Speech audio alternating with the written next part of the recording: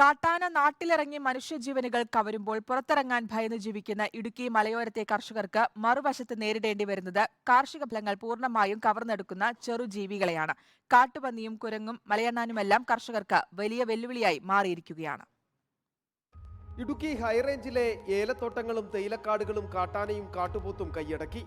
വീടുകൾ ഇടിച്ചു നിരത്തിയും മനുഷ്യജീവനുകൾ കവർന്നും ഇവയിപ്പോൾ നാട്ടിൽ സ്വൈര്യവിഹാരം നടത്തുകയാണ്.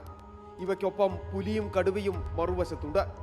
കഴിഞ്ഞ ഒരു മാസത്തിനിടയിൽ ഇടുക്കിയിൽ കാട്ടാന ആക്രമണത്തിൽ നഷ്ടമായത് 3 മനുഷ്യജീവനുകളാണ്. തോട്ടം മേഖലയിൽ നിന്നും മാറി കൃഷിയിടത്തിലേക്ക് എത്തിയാൽ കാണുന്നത് മറ്റൊരു കാഴ്ച.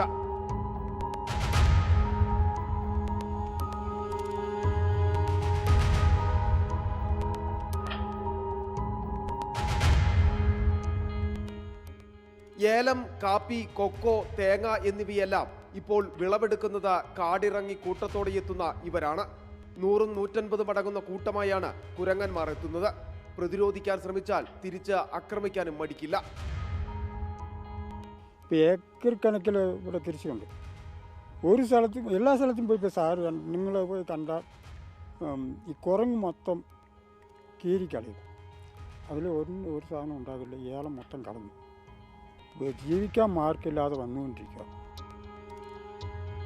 കേരള തമിഴ്നാട് അതിർത്തി മേഖലയായ ബോഡിമെട്ട് മുതൽ പൂപ്പാറ വരെയുള്ള പ്രദേശത്ത് പച്ചക്കറിയും മറ്റു കൃഷിയും ഇറക്കുവാൻ കഴിയാത്ത അവസ്ഥയാണ്.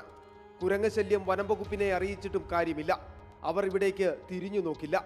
ഇതോടൊപ്പം കാട്ടുപന്നിയും കൂട്ടമായിട്ടെത്തി കൃഷി നശിപ്പിക്കുന്ന അവസ്ഥയുണ്ട്. കപ്പ, ചേന, ചേമ്പ്, കാച്ചിൽ തുടങ്ങിയ തന്നാണ്ട് വിളകളും കൃഷി ഇറക്കിയാൽ വിളവ് കർഷകർക്ക് കിട്ടില്ല. ഒരു വശത്ത് കാട്ടാന ഭീതി, മറുവശത്ത് കൃഷി കൈയടക്കി ചെറുജീവികൾ. തങ്ങളിനി എവിടേക്ക് പോകുമെന്നാണ് കർഷകർ ചോദിക്കുന്നത്. വീഡിയോ ജേർണലിസ്റ്റ് ജിതിൻ ജോസഫിനൊപ്പം reporter Sandeep Rajakkad, in reporter, Idukki.